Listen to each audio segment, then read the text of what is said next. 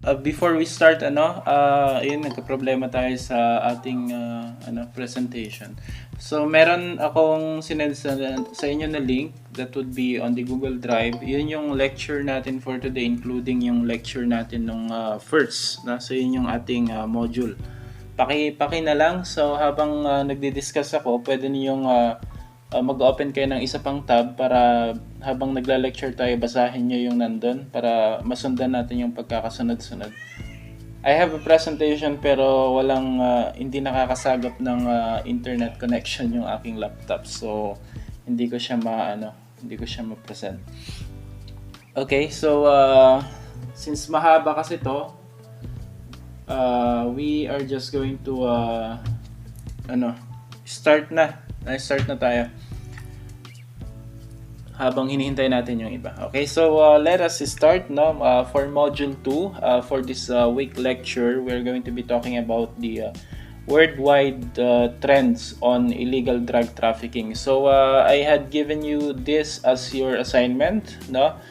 I was looking onto the submission already, and sige, i-check and bigyan natin ng points yun. Okay, so we're going to talk about at least 4 topics for today's session. First thing is we're going to be talking about the different significant terms to ponder. So meron dyan, kung nakikita ninyo sa module ninyo, meron tayong mga terms to ponder dyan at i-discuss natin yan isa-isa. Of course, it's important kasi bago natin talakayin yung mga ibang topic natin, dapat alam muna natin kung ano yung mga subject jargons nating tinatawag, yung mga terms na gagamitin natin dito sa ating lecture. And also next topic would be the DC, or the United Nations Office on Drugs and Crime. So we are going to be talking about the report with regards to the worldwide trends on illegal drug trafficking. So if the UNODC is your reference doon sa ginawa nyong assignment, good for you kasi yun yung gagawin nating reference for this specific lecture. So we're going to be talking about them also. Then for the topic number 3, we're going to be talking about the categories on the new psychoactive substances or yung mga tinatawag nating NPS sold and consumed in the global market. Okay? And also we're going to be talking about the top 10 commonly used illegal drugs. Ayan. So I do hope okay lang yung audio natin kasi one of your classmates sabi mahina. Lalakasan ko na lang. So those are the different topics that we are going to be talking about, I think let's proceed to the first one already para makarami tayo. Before we proceed, ito yung mga terms to ponder natin, yung mga topic na pag-uusapan natin. We will be discussing what's drug trafficking. We are going to be talking about what is synthetic drugs. Ba-encounter din natin yung stimulants, psychoactive substances, depressant substances, opioids, cannabis, ecstasy, and also cocaine. So we are going to be discussing them, But before we do, let us first define kung ano-ano nga ba yung mga tinatawag nating drug trafficking and so on. So we have the term drug trafficking. Drug trafficking refers to an illicit international trade involving the following activities, cultivation, manufacture, distribution, sales of substances that are considered as prohibited by law. So when we are talking about trafficking, in a globalization concept, it refers to the involvement of the involvement of the different criminal organization from different countries in relation to the following activities such as yung tinatawag nating pag-cultivate, pag-manufacture, pag-distribute, and pagbenta ng mga pinagbabawal nating substances, which are usually mga illegal drugs. Drug trafficking usually happens in this manner, halimbawa yung nangyari sa atin na all the ingredients of the drugs is nanggagaling sa isang bansa. Most halimbawa sa atin is China, no? Minsan umaangkat ang Pilipinas, yung mga criminal organization. Now we're talking about the criminal organization, not the country to country, no? Kasi of course the government is not involved in this activity, only the criminal organization residing in these different countries, no? So let's say for example, Philippines is becoming the drug manufacturing country of the criminal organization that are involved in drug trafficking. So pwedeng ang ginagawa nila is aangkat sila ng mga substances, yung mga ingredients kumbaga ng paggawa ng droga sa ibang bansa, let's say for example China, then ibabagsak dito sa Pilipinas, gagawin ng droga sa Pilipinas, ibebenta naman sa mga ibang bansa, sa mga consumer countries. So that alone, no, yun mismong yun, that shows already yung tinatawag nating drug trafficking. Meron na tayong tinatawag na drug trafficking kasi nadadawit na dito hindi lang isang bansa, or yung mismong pag-cultivate, pag-manufacture, pag-distribute ng drugs is not only limited in one country but in several countries as well, no? So yun yung drug trafficking scenario usually natin. We also have the term synthetic substance. Na ano nga ba yung tinatawag nating synthetic substance? It refers to substances that is man-made, no? Man-made by synthesis. Ito yung mga drugs na kung saan is replicated from the natural sources, no? So take for example yung vitamin C specifically. So vitamin C specifically can be consumed kapag ikaw ay kumain ng mga tinatawag nating fruits rich in vitamin C, no? Such as for example guava, no? Mango, oranges, and so on. However, no, you can also consume the vitamin C if you're going to take yung mga synthetic substances natin, or yung mga available sa mga pharmacies natin ng mga tablets and so on, that replicates the same effect the vitamin C coming from the fruits will give to your body. So example dyan, yung mga selene, ascorbic acid, and so on. So yung mga nabibili natin na yun in tablet form, in capsule form, in liquid form are already a synthetic substance, no? They are the same they are a substance that replicates the original substance that are usually present in raw products such as fruits, plants, and so on. Nangyayari din kasi yan sa tinatawag nating drugs, kasi merong mga drugs that you can consume them, no? You can consume them by consuming the raw plant itself, no? For example is tobacco, no? So ang tobacco, pwede mong ma-consume ang nicotine natin through chewing, no?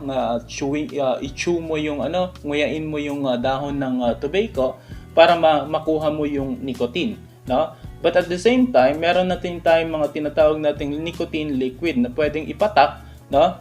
Usually doon sa mga e-cigarette natin, no? Sa mga vape and so on, which is in liquid form already, na pwedeng ipatak doon, na para nang sa ganun is yun na mismo yung kumbaga hihit-hitin nung smoker para makuha niya yung nicotine.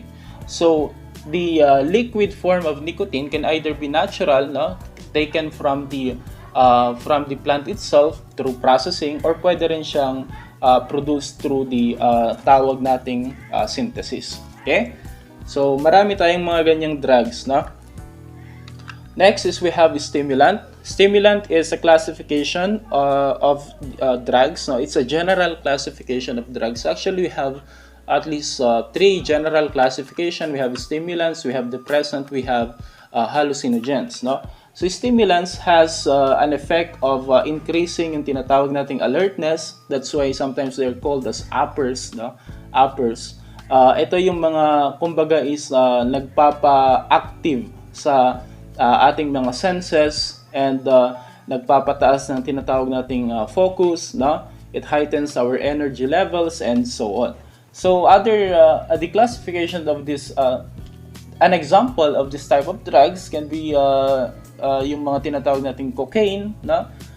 Cocaine, shabu is a methamphetamine. No, amphetamine and methamphetamine are all uppers yan, yung mga stimulant. No?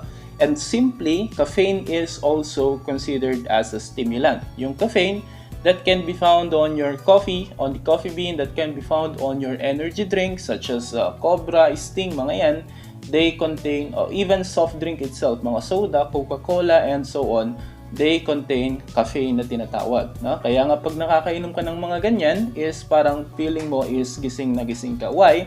Because they have a stimulant type of drugs that is present onto that specific drinks.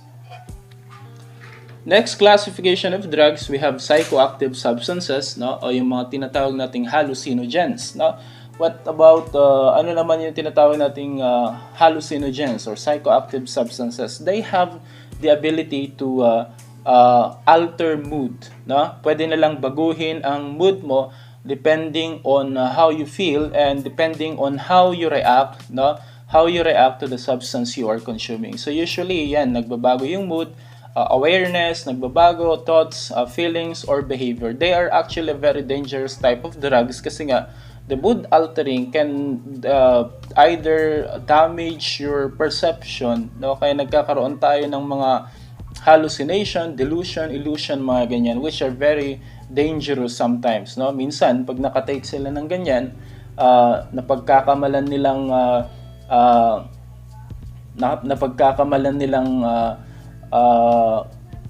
aso or baboy yung isang tao. Kaya nila tinataga, pinapatay, and so on. Pagkakamalan nilang kalaban yung isang walang kamuwang-muwang na bata, kaya nila nasasaktan or whatsoever. Kaya yan yung mga dangerous effect of psychoactive substances. Ano? Delikado siya.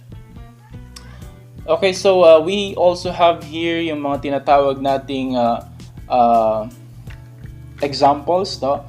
Listed ang alcohol, but alcohol can also be classified under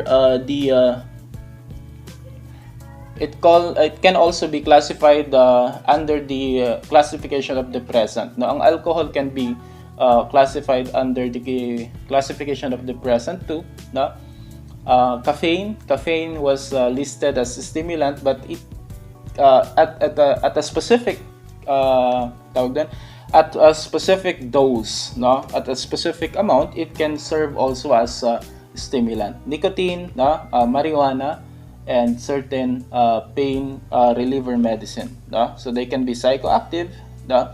But they can also be listed under the different classifications such as depressant or stimulant. Yeah, so we have depressant. No? We're talking about this kanina pa with regards to alcohol and so on. So ano naman yung tinatawag nating depressant? Depressant type of drugs is kabaliktaran niya ng stimulant. No? Stimulant makes you active. Depressant type of drugs makes you relax. No? It reduces arousal and the stimulation of the nervous system. So yun yung general effect ng tinatawag nating depressant type of drugs. Usually mga alak, ganun, mga alcohols are under this classification. No? They affect the central nervous system, slowing down the messages between the brain and the body. So yung mga tranquilizer, barbiturates, mga ganun type of drugs are classified under depressant type of drugs. It makes you feel relaxed, no? It makes you feel sleepy and so on. So yan yung effect ng depressant type of drugs natin. Opioids, no? These are the class of drugs, no?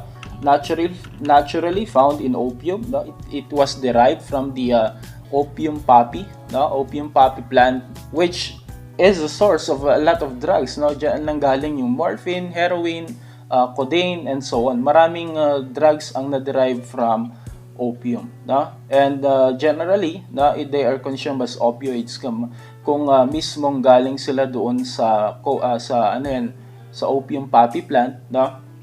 The raw substances that was taken from that usually is classified under opioids.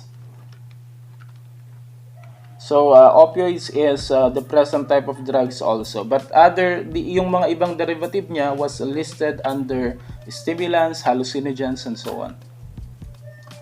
We also have the term cannabis. No? Cannabis refers to the group of tree plants, no? Which has a psychoactive properties. Maraming uri tayo ng cannabis. No? Pag sinabi kasi natin cannabis, ang pumapasok sa isip natin usually are marijuana. Yung mga marijuana type of plant. And we have a lot of variety of cannabis. Ano? Marami tayong variety ng marijuana. By the way, you cannot interchangeably use cannabis for marijuana kasi cannabis is a general term for all of the family of the plant that are under cannabis, no? So cannabis sativa is just one of the many variety of cannabis, no? Yung cannabis sativa lima, that's specifically the type of marijuana, no? Yan yung tiniterm natin na marijuana, na karamihan is kinukonsume siya as drugs usually, no? Especially in our country, there are a lot of marijuana users, no? And the same also with other countries that usually take in ito, especially with regards to the legalization of the marijuana, no? There are several countries that had already legalized it. That's why the use of cannabis or the use of marijuana had increased significantly. And we also have here the ecstasy, no?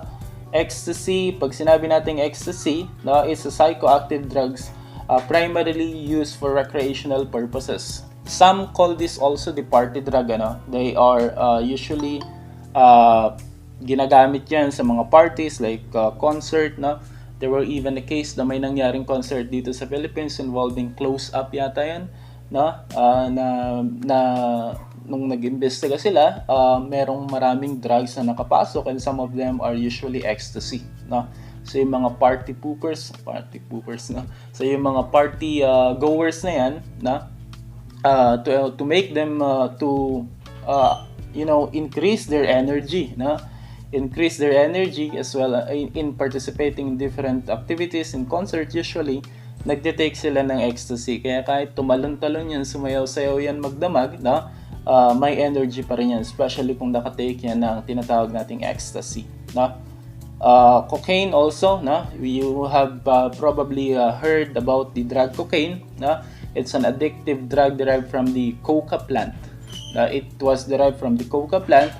It can also be prepared synthetically. So we made mention of the synthetic drugs, ano? Kasi ang cocaine came from the coca bush. It's a plant, it's a bush na kung saan ancient Incas usually take the leaves, ningunguya nila, at napansin nila na kapag nagngunguya sila ng dahon ng coca bush is nagkakaroon sila ng increase in alertness, kasi cocaine usually is a stimulant type of drugs, no? Tumataas yung kanilang alertness, kumbaga nagkakaroon sila ng euphoric effect, no? Ay ang problema nga kasi ancient Incas usually live in the high places, no? Doon sa matataas na area. Medyo konti ang oxygen, that's why they discovered the use of coca bush na pag tinitake nila yun, meron siyang desirable effect for them, ano? Desirable effect for them. And when it was made known to the public na meron palang effect yung dahon ng coca bush na yan into the nervous system, usually it stimulates the nervous system, they had already produced the same product, no? Synthetically. So meron na tayong mga cocaine available that are not did not came from the plant itself, but rather they were produced, replicated into the process of synthesis na tinatawag. So cocaine, that's an illegal stimulant, no? But some others uses this as a local anesthetic, but it's not acceptable as an anesthetic in the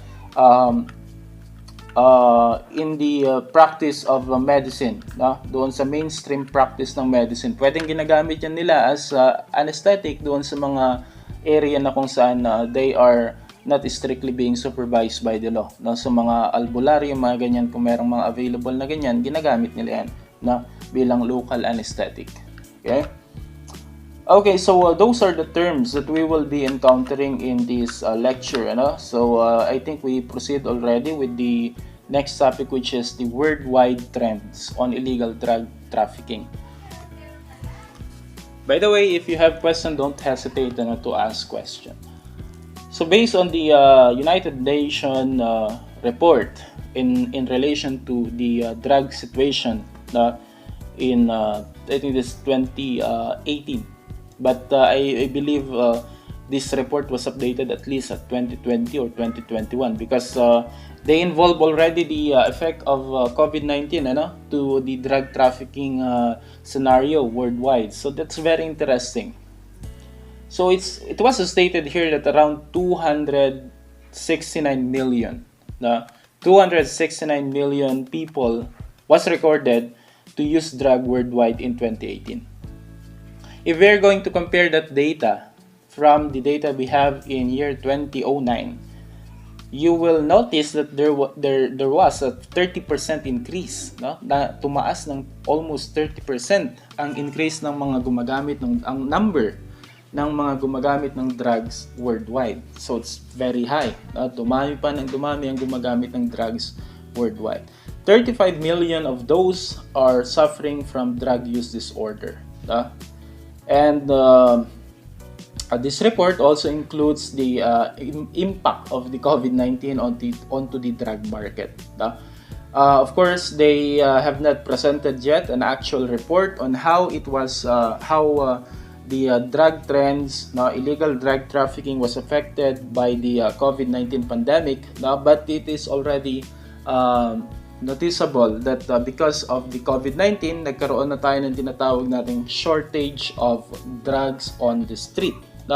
Nagkaroon na tayo ng pagbaba ng supply doon sa mga streets natin sa mga drugs. That is because of the COVID-19 pandemic kasi that's a global pandemic, all of the majority of the countries have imposed their own restrictions. So ibig sabihin, mahihirapan na ngayong lumabas-pasok yung mga illegal drugs sa mga bansa, nationally or internationally and even locally.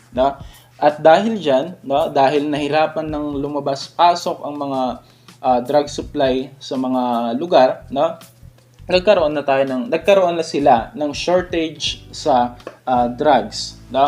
And of course, diba, the rules on economic demands na kapag bumaba ang supply, tataas ang demand, tataas din yung price niya. So that really what happens, because of the global pandemic, nagkaroon ng shortage sa drugs, dahil hindi na makalabas-pasok ang mga pushers, ang mga traffickers, and there is an increase already into the prices of the drugs on the street level, on the consumers level, and as well as the effect also of this pandemic to the purity of the drugs, na kung saan dahil nga maraming naghahanap, konti ang ibebenta, so anong ginagawa nila? Nababawasan nila yung purity. Hinahaluan nila ng mga ibang substances, like for example, shabu, pwede nilang haluan yan ng mga white substances, or di kaya haluan nila ng tawas para dumami, bumigat, So that's what happens. And because of that, nagkaroon tayo ng paghahanap ng alternative substances. So pwedeng may mga lumabas yan ng mga alternative substances, especially tobacco and liquor, Kung mapansin nyo, bakit kaya ang daming nahuhuli during the first year of the pandemic regarding regarding alcohol, di ba? Yung mga nagpapalusot ng mga alak, first, liquor ban. Second, pwedeng yan yung ginagamit na alternative na ng mga drug user kasi hindi na sila makakuha ng mga drugs. Kumbaga, nawalan na sila ng supply ng drugs. Ang naging alternative nila is ibang substances like alcohol and also tobacco. Even mga substances like rugby and so on, pwedeng tumaas yan kasi nga yun yung nagiging alternative na drugs nila dahil sa shortage ng supply. So that's very interesting to look into kung ano rin ang naging impact ng COVID-19 sa economic ng drug traffickers. Okay. Yan. Another factors that it's very noticeable with regards to the drug trend, is the rising unemployment. Of course, we know, dahil pandemic, maraming companies ang nagsara, maraming tao ang nawalan ng trabaho, At pwedeng dahil dito is tumaas rin yung tinatawag nating cases ng drug trafficking na kung saan syempre ang mga tao naghahanap yan ng mapagkakakitaan at pwedeng samantalahin din ito ng mga drug manufacturer na mag-employ, kumuha pa ng mga drug pushers nila. If, of course, no, it will be like that kasi nga walang trabaho, no? Kailangan ng mapagkakakitaan at karamihan naman ng mga legitimate businesses is usually affected by this problem, no? Nagsarado sila, so saan pa ba pupunta yung mga gipit na kumbaga, yung kapit sa patalim na. So they can be found na doon sa mga tinatawag nating illegal drug activity. Now, that usually is happening, no? Especially ang talagang inaapektuhan nito yung mga tinatawag nating poorest of the poor, no? They are very vulnerable to this, no? Not only to drug trafficking but also to drug use. Pwedeng maapektuhan sila ng sobra kasi nga while they are selling drugs, you expect them also to be consuming drugs, no? There was this documentary that I had watched, no? Yung mga grupo ng kabataan na kung saan is gumagamit sila ng yung solvent, rugby, mga ganon. Kapag meron silang kinikitang konting halaga. Halimbawa, nang snatch sila, kumita sila ng 100 pesos. So, yung 100 pesos, instead na ibili ng pagkain, na ibibili na lang nila ng rugby. Why? Kasi yung effect niya ng rugby is, it's a stimulant, no? Pwedeng magkaroon ng hallucination, and then nababawasan yung appetite for food, no? Kumbaga hindi sila nagcrave ng food. In short, hindi sila nagugutom. Which is, ang reasoning nila is kapag binili nila yung 100 pesos ng pagkain nila, pwedeng tatagal lang yun ng isang araw. At kung pinambili nila yun ng rugby or whatsoever, no? Pwedeng tumagal yung kanilang hindi pagkagutom ng sabihin na nating 3 araw, 4 na araw, and so on. So, they are very logical at that point. But then, of course, we do not suggest that to do. Yun yung nagiging logic usually ng mga iba. Na? So, pwedeng itong mga walang-wala na, itong mga naghihirap na sa buhay, instead na pambili na lang nila ng bigas, pambili na lang nila ng pagkain nila, yung kinikita nilang pera, gagamit na lang sila ng drugs. Nang sa ganun ay mawala-wala yung mga problemang iniisip nila. At the same time, they are escaping from their current problem, no? As a result of this pandemic, no? Pwedeng ganun yung maging reasoning din nila, no? So hindi lang natin ina-expect na tumaas yung cases ng mga individuals that are involved in drug pushing, no? Yung pag-sell ng drugs, but also the number of drug user. Kasi pag ikaw nagbebenta, mahirap na talagang isipin na hindi ka gumagamit. So, that is also one of the effect of this pandemic. We also have here the consideration that the vulnerable and marginalized group, usually the youth and women and the poor, pay big price for this drug problem. Talagang sila ang affected ng drug problem natin. You would not say that bakit usually mahihirap sila pa yung nagko-consume ng drugs. That's actually a very interesting question. Paano kaya nangyayari na sila na nga ay walang pera pero sila ay may pambili pa rin ng drugs? Actually, yung economic impact ng paggamit ng drugs, marami yan. So, pwedeng dati mayaman, afford niyang bumili ng drugs hanggang nalulung, naubos na yung pera kakadrugs, what will happen? Pwede na siyang mag-commit ng crime. Or pwede rin kasi, kasi ito yung usually strategy ng mga drug lords and so on. Papagamitin nila ng drugs yung kanilang mga nire-recruit, hanggang sa ma-addict sila. At kapag sila ay na-addict na, syempre, kumbaga, parang that is already part of their life, to the point that it is already considered as part of their life. Kasi yung addiction natin and so on, talagang mahirap alisin yan. And if you're going to cut the supply instantly, di ba? Inaddict mo na siya, tapos bigla mong wag nang bigyan ng drugs, magkukumahog yan, di ba? Magmamakaawa yan, bigyan mo ng drugs. Gagawin niya lahat para lang makakuha ng drugs. And that's the point that they're going to exploit already itong mga taong ito.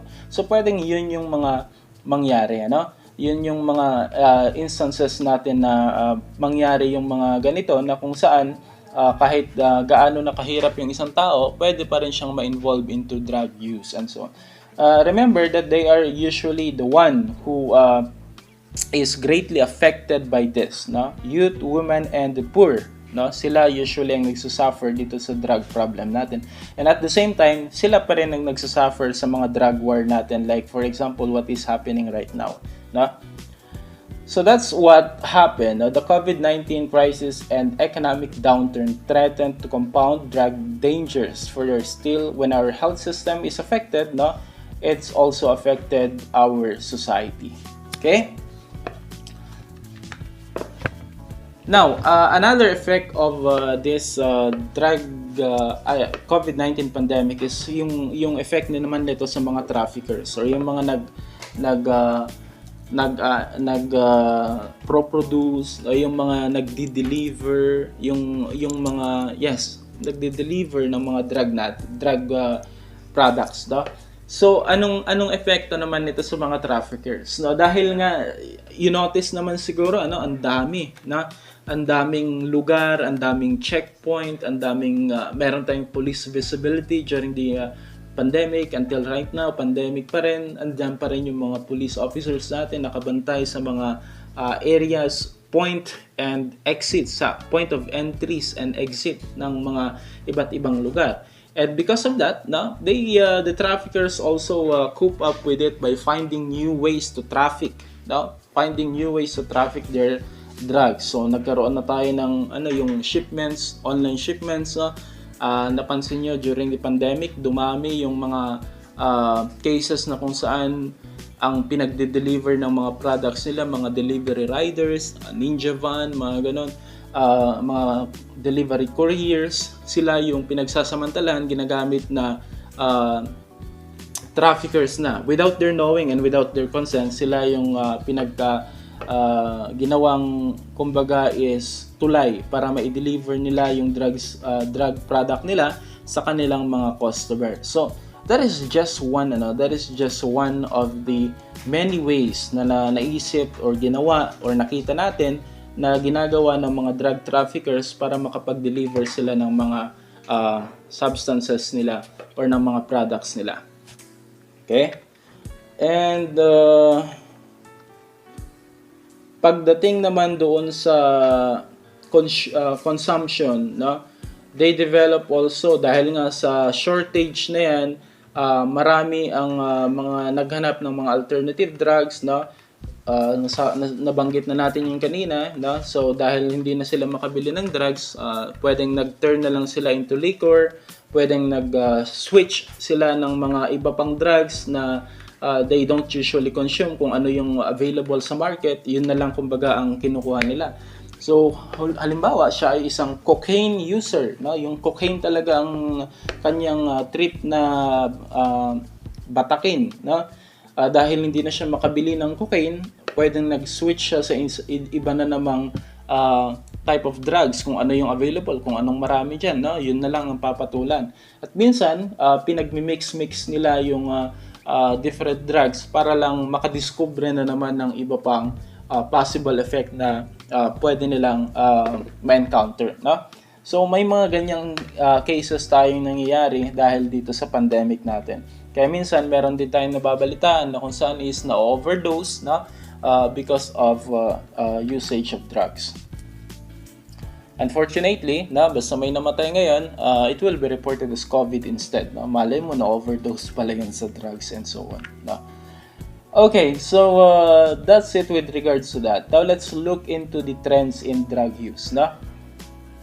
So what are the trends that we noticed during this pandemic, no? In year 2018, no? In year 2018, cannabis was listed as the most used substance worldwide. Now, in 2018, ang pinaka ginagamit na drugs is yung mga cannabis, no?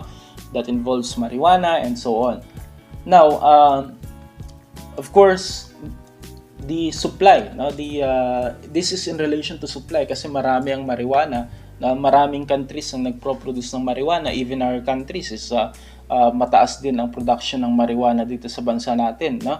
Dahil marami tayong mga bundok-bundok na hindi usually inaabot ng ating kasundaluhan or kapulisan, yun naman ang sinasamantala nila, no? Other countries also have this is in relation to legalization naman, no? Dahil yung ibang bansa nag-legalize na ng paggamit ng marijuana, syempre tataas talaga ang consumption ng marijuana, no? Now, with regards to the drug use, drug use among different social groups, nagtumaas naman ang paggamit, or at about 92% ang in-increase naman ng mga babae, no, sa mga babaeng gumagamit ng drugs compared to the 63% increase in men. So that's an interesting topic, no? That's an interesting topic to think to discuss, no? Kung bakit nga ba may pagtaas sa pag-consume ng mga kababaihan sa drugs na yan, na compared sa mga kalalakihan. Yeah. So with regards to the different data that we have in relation to drug use increase far more rapidly among developing countries. Ano? May pagtaas tayo ng number of drug users sa mga developing countries, sa mga pausbong na bansa. No? I don't know if we can be considered as developing countries already, no? Pero basically sa mga mayayamang bansa, mas mataas ang kanilang number of drug use compared sa mga hindi pa totally developed na countries. Of course, that supply, that involves migration, and syempre saan pa ba pupunta yung mga drug pushers? Saan ba magbebenta? Kung ikaw may produkto, saan mo ba ibebenta? Doon sa lugar or bansa na walang pambayad, or doon sa bansa na may pambayad? Syempre doon sa may pambayad. That's why mas maraming drug user na listed sa mga developing countries, kasi nga they have the ability to pay economically. They are far more above than those underdeveloped countries. So doon talaga pupunta yung mga seller ng drugs, at doon sila magbabagsak ng kanilang produkto. And kung doon sila nagbagsak, that means there are a lot of supplies available, no? And with the increase of supply, madali na lang maka-acquire ng mga drugs na yan. That's why many people will be involved into the drug use activities. Okay? What about cannabis trends? No? Paano naman yung cannabis trends natin? Sabi nga natin, there was an increase onto the number of marijuana users globally. Why? Because there are several countries that had already that had already legalized the use of marijuana in their jurisdiction. No? So may mga ibang bansa na gumamit na or nag-legalize na ng paggamit ng marijuana sa kanilang bansa, and that is also the reason why there is an increase into the usage of such marijuana. No? So cannabis also remains the main drugs that brings people in contact with the criminal justice system. While it's true that in other countries it's legal to consume marijuana for medicinal purpose, or some have already legalized it also for recreational purpose. But then, for other countries that had not yet passed their law on legalization of marijuana, marijuana was listed as the major cause kung bakit nakukulong ang mga taong gumagamit ng drugs. That is definitely true dito sa ating bansa, kasi even high school student can afford to buy marijuana, and that is the frightening scenario that we are looking into. Kung cocaine, heroin, shabu, mahal yan para sa mga wala pang trabaho, para sa mga umaasa pa lang sa allowances and so on. Mahal yan na drugs. Pero ang marijuana, pwedeng mabilihan ng isang high school student gamit lang ang kanyang allowance. And that is the reason why ito yung tinatawag nating assassin of the youth, assassin of the youth. Kasi ang dami ng mga kabataan ang nalulung sa paggamit ng marijuana because they can afford to buy it, and there are a lot of supply that is circling around. Okay? Let's talk also about the availability of pharmaceutical opioids. I hope you're following me, no, doon sa ating module. No? Sundan nyo lang ako, meron yan sa module natin. Availability of the pharmaceutical opioids for medical consumption. No? This is across the globe. It's important to note that some of the opioids derivatives are actually regulated and used as a medicine, usually as anesthetic medicine in different countries. May mga gumagamit niyan. Sabi ko nga dati, nabanggit ko, morphine is used as an alternate for major surgeries. Ginagamit ang morphine na yan. In other countries, they use that for emergency response. Halimbawa, rumisponde sila sa isang aksidente, yung biktima doon is halos mamatay na, maubusan na ng dugo because of shock and so on. They can administer morphine and that is legal. So with regards to the opioids also use, kasi meron naman talagang medical effect, meron yung medical use. So there are countries that actually regulated the use of such substances. Now, with regards to its availability naman, the same thing naman dito sa mga illegal drugs natin, meron tayong discrepancy with regards to the supply and availability of these drugs depending on the status of the country. Sa mga middle income countries and sa mga high income countries, meron silang mataas na supply ng mga pharmaceutical opioids na yan kasi they can afford to pay. Itong mga ganitong type of drugs, because of their potency, mataas ang presyo. Mataas ang presyo ng mga to kasi nga malakas kumbaga ng mga gamot ito, usually if it's derived from opioids.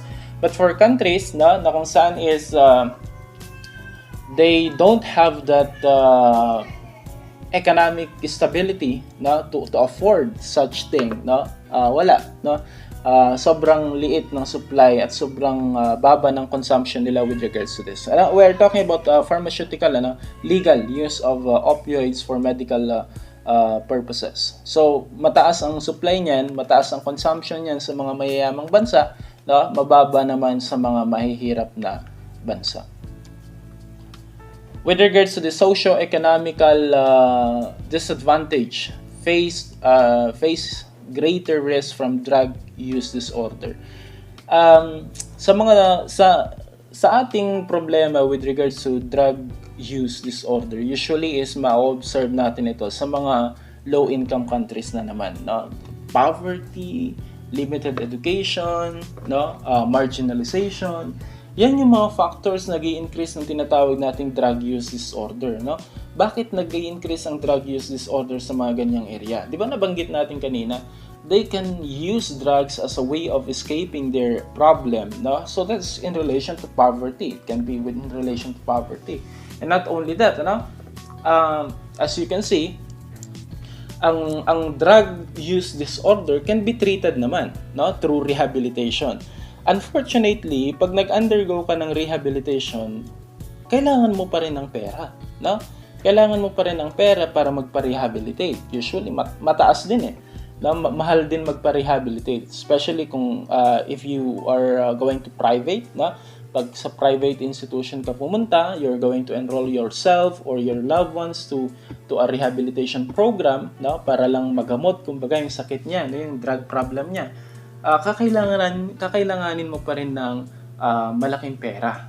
And of course, since may problema na nga tayo sa pera, how do you expect them to afford such treatment? So ganun lang yun.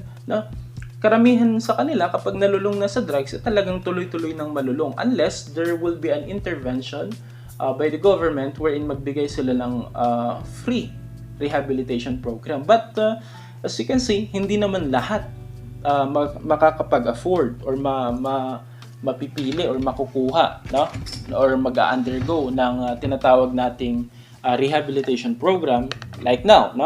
Nagpatayo pang administrasyon ng rehab center para lang sa ganun is ma-accommodate lahat ng mga sumuko under the tokhang program of the government. Again, from the their war on drugs. So yung mga sumuko sa kanila, dadalhin sila sa mga rehabilitation center. Yun namang mga private individuals na kung saan ayaw nilang pumunta sa government, gusto nila sa private rehab center, they will pay the price also. Pero sabi ko nga, kahit gustuhin mong mag-avail ng libreng serbisyo ng gobyerno, hindi lahat is makakapag-avail. So those who cannot avail, those who cannot afford will face the drug use disorder and will never recover from it. That's the reality. Limited education, probably they don't know that such program exists. They don't know that their situation can be addressed. Hindi nila alam na may solusyon pa pala yung problema nila. Hindi nila alam kung saan sila lalapit. Kaya tuloy-tuloy lang hanggang sa totally mawala na, kumbaga sa ayos, ang isang tao na yan because of the drug use disorder. So that's how it impacts. That's how these factors impacts the drug use problem in our country. We also have, so that ends the UNODC na report on the worldwide trend. So I do hope that was the answer that you had submitted on your assignment, para nagkakaintindihan tayo with regards to this. But anyway, that was included on your notes also. Kasali naman yan sa notes natin. Okay, so let's look into the categories of new psychoactive substances na listed doon sa reference natin. These are sold on the global market, meaning it is being consumed worldwide. Under the list, we have here ketamine, piperazine, penethylamines, and plant-based substances, synthetic cannabinoids from the cannabis, synthetic catechinones from the plant cat, and other substances. You can just refer that on your notes. Meron tayo yan sa notes. So ketamine, ano yung ketamine? Usually an anesthetic used for human and animals, but then they can serve as a hallucinogenic drug if taken in a low or high doses respectively. So kapag low dose, konti lang kinonsume ng ketamine, magsiserve yan as stimulant, pero kung nasobrahan mo ay pwedeng mag-result yan into hallucination. Piperazine, that's commonly sold as ecstasy, one of the active ingredient na nilalagay nila sa ecstasy is the piperazine. So we discussed already what ecstasy is, and what is its effect to the central nervous system. Penethylamines, that's a group of substances that are related to methamphetamine and amphetamine. So kapag related siya sa amphetamine or methamphetamine, then basically that is an stimulant type of drugs. Kasi yung mga amphetamines na yan, mga methamphetamines na yan, those are stimulants. Methamphetamines that has sa shabu, So related sila dyan, mga uppers. We have also plant-based substances. Yung mga plant-based substances, meaning they are consumed from the plant itself. Say for example, tobacco. Ang tobacco can be smoked, can be chewed, but then they can be consumed also through the synthetic products that we have. Such as yung mga sabi ko nga, yung mga liquid form ng nicotine, yun yung mga synthetic. Pero pag plant-based, pwedeng yung plant mismo ang kunin. Halimbawa, yung cocaine, So cocaine can be taken, can be consumed plant-based or synthetic.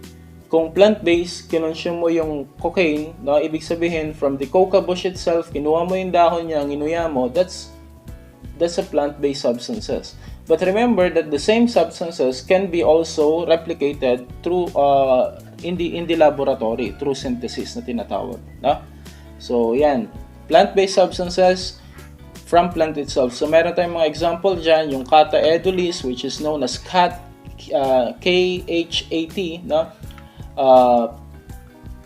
we have also yung mga mushrooms that are hallucinogenic, meron din tayong mga ganyan. So synthetic cannabinoids, that is similar to the tetrahydrocannabinol component of the cannabis sativa L, which is the main psychoactive component of the cannabis. No, pag synthetic cannabinoids, they're infused with herbal products, no? Minsan ang tawag sa kanila is binebenta yan sa street with the slang term or jargon, K2 or chronic, no? But I do believe no, they are changing the term, no, of that oftentimes. So, yung mga jargons na yun, mga drug jargons na yun, yun yung mga street names ng mga drugs natin, ano? Like for example, methamphetamine, that is the scientific name, strictly known as shabu, no? Bato, ano pa, marami. We also have synthetic catenones, no? They are from a plant which we made mention, the cat plant. These catenones often produce a stimulant effect, no? So, they can be replicated into laboratory process na hindi mo na kailangan yung actual plant. Rather, synthesize mo lang siya, nireplicate mo lang siya. By the way, bakit sila nagsisynthesize? No? Ano nga ba yung concept ng synthesis na yan? Bakit yan yung ginagawa nila? Instead na gamitin na lang nila yung mga tinatawag nating natural plant, no? Bakit kailangan pa nilang i-synthesize? One of the reason is of course, pag gumamit tayo ng natural resources, finite yan, maubos yan, no? Maubos yan. And another thing is that for monetary purpose. Kasi kung yan ay galing sa plant, hindi mo yan pwedeng i-patent, no? Hindi mo pwedeng ipalista yan sa patent trend na kapag ginamit nila yan, magbabayad sila sa'yo. Or kapag ginamit mo yung halaman na yan, magbabayad sila sa'yo. That cannot happen. So in order for them to earn money from it, so ang ginagawa nila, synthesize, no? Kopyahin nila or replicate nila yung mga substances that are present on this different plant, then i-register nila yan for patent purposes, then they can sell their patent to different pharmaceutical laboratories. But of course, you cannot do that for illegal drugs. That's illegal na nga, no? So you cannot patent that. But for different medicines, yan yung purpose nila with regards to synthesis. Okay, next we have here other substances. Marami naman yan. Those are classified as substances, include yung mga stimulant type of drugs natin that was listed there. And may mga type of drugs din that was not yet listed, but then they have either stimulant, depressant, or hallucinogenic effects. Okay, so we have here also the next topic, the top 10 commonly used illegal drug worldwide. Now, what are those? Ano-ano yung mga yun? So, we have number 1, heroin, no? That is a derivative of the morphine. Kung maalala nyo yung kwento natin, no? With regards to the history of drugs, morphine was given to the soldiers during the Civil War. I'm not sure if the Civil War or Vietnam War, no? They were given a morphine kit na pwede lang itusok sa kanilang mga sarili kapag sila ay nasugatan ng sobra, no? That's because morphine serves an anesthetic, na nagiging anesthesia, malakas na anesthesia. So they're given to soldiers. However, nagkaroon na tayo ng addiction sa morphine, no, nung natapos na yung gera, no, na-addict na o yung mga sundalo na kahit wala namang malala o malubhang sugat, tinitake nila yung morphine to have that anesthetic effect. And because of that, nagkaroon tayo ng morphine addiction. And they wanted to cure that. Gusto nilang gamutin ang morphine addiction. Gumawa sila ng drugs para nang sa ganun, ito yung sasalba, no? Ito yung gagamot doon sa morphine addiction na yan. The problem is, no? Nagamot nga yung kanilang pagiging addict sa morphine, pero dahil sobrang lakas ng heroin, na-addict naman sila sa heroin. And that's how the story goes, ano? Actually, gumamit pa sila ng codeine, pero na-addict naman sila sa codeine, and so on. So, I think alternative drugs usually works like that. Right now, heroin is one of the top 10 commonly used illegal drugs in worldwide scenario. But of course, no, itong mga high class na drugs na to, mga medyo may kamahalan na to, ordinary people cannot be able to afford this, no? We also have crack cocaine. No? Yung crack cocaine naman is another type of cocaine. No? Kasi usually ang cocaine, that's a pure powder, refined. No? Mahal yun. No? Yung mga refined na yun na pinong-pino. The cocaine usually, the appearance of cocaine is usually like that. Pero meron din yung mga crack cocaine na yan na kung saan is para siyang crystal-like, no? Para siyang crystal, na kung saan it's in solid form, na kung saan is ini-smoke nila yan, no? Nilalagay, 'di ba yung usual nakikita natin, nilalagay nila sa kutsara, no, para ma-dissolve siya and then either i-inject, no, or singhutin yung usok, yung vapors mismo. So that's yung mga yon, that's crack cocaine. Yun namang sinisinghot usually with a dollar bill, no, na sinisinghot sa ilong, that's the cocaine powder itself. Yun yung mas mahal din. Crack cocaine, by the way, that's listed as the most addictive form of cocaine, no? That's the listed as that. We have here also methamphetamine, no? Methamphetamine, cocaine, marijuana, opium, ecstasy, LSD, PCP, and psilocybin. So if we're going to discuss them one by one, ano, we have naman dyan. By the way, methamphetamine, no? Ang methamphetamine, that's the shabu, no? That's the shabu. It's a stimulant, no? Methamphetamine hydrochloride, I think that's the complete name of the shabu, no? So, you know what shabu is, 'di ba? That's an uppers. So, talagang nakakapagpataas yan ng tinatawag nating alertness and so on. Methamphetamine usually is used for treating narcolepsy and also maintaining blood pressure, no?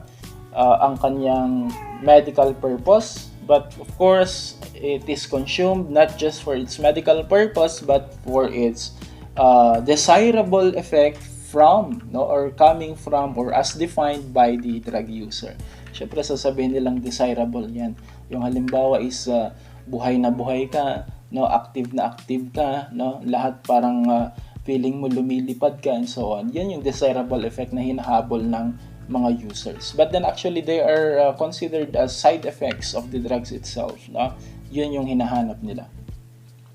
We also have cocaine, no? Cocaine, that's an addictive drug from the coca plant. We made mention that already, no? We discussed yung pinsan niya, which is the crack cocaine. Cocaine usually is in powder form, no? Pag plant-based naman siya, mukha siyang dahon ng maliliit lang siya eh, no?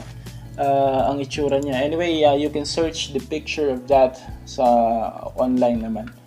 Then we have also marijuana, that's listed among the top 10, top 10 most used drugs in the world.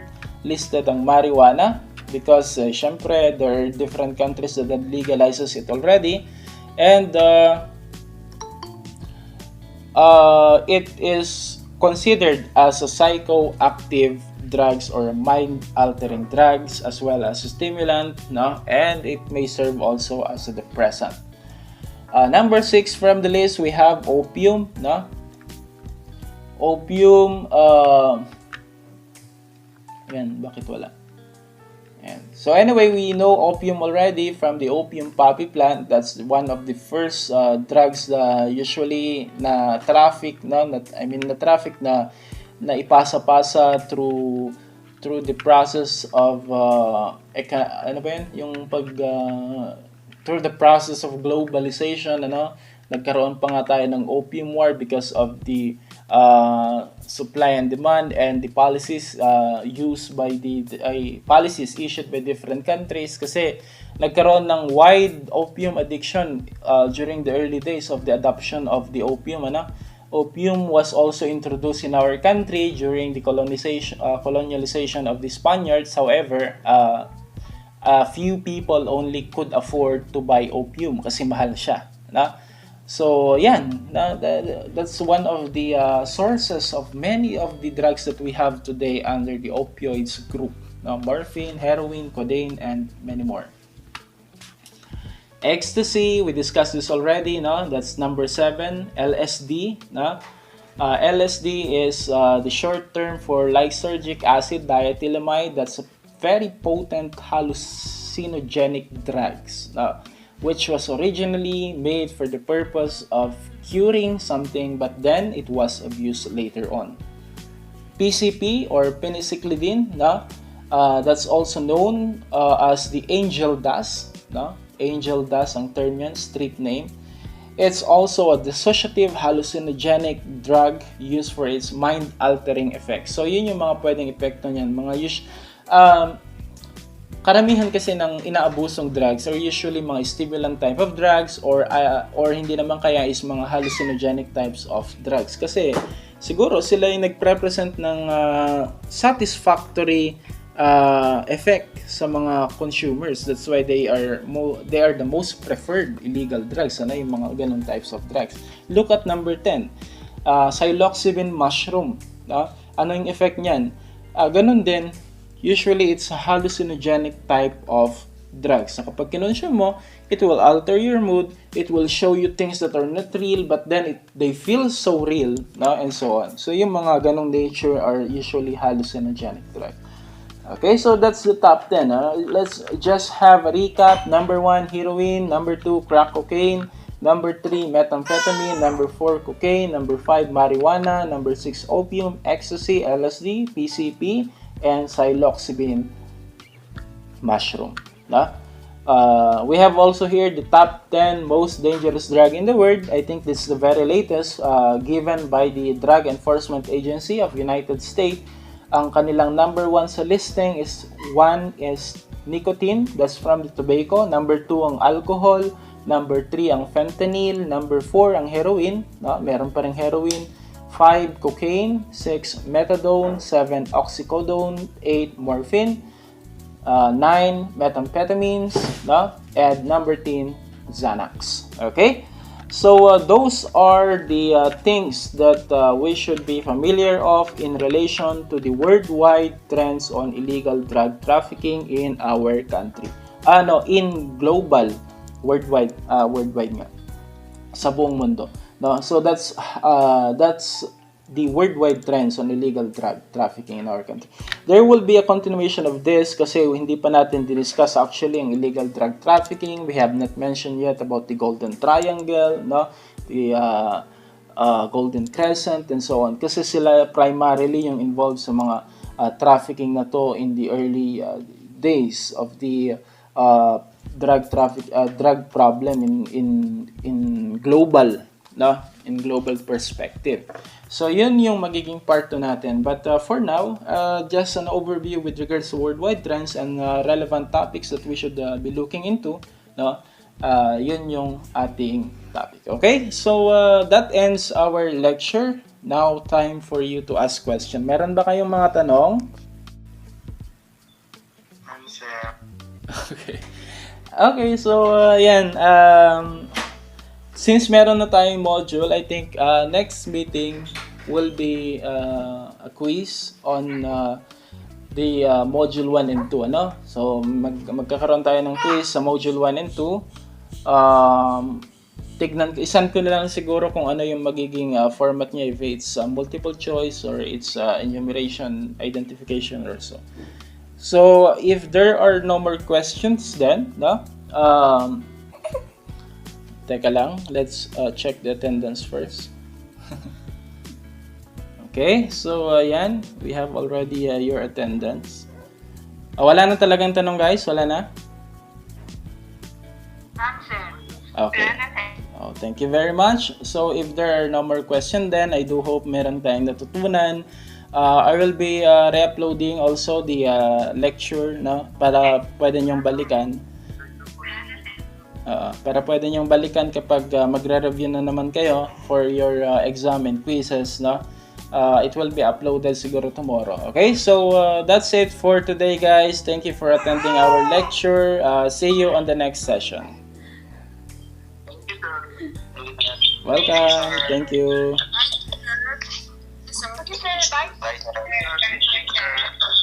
Thank you po. Bye-bye.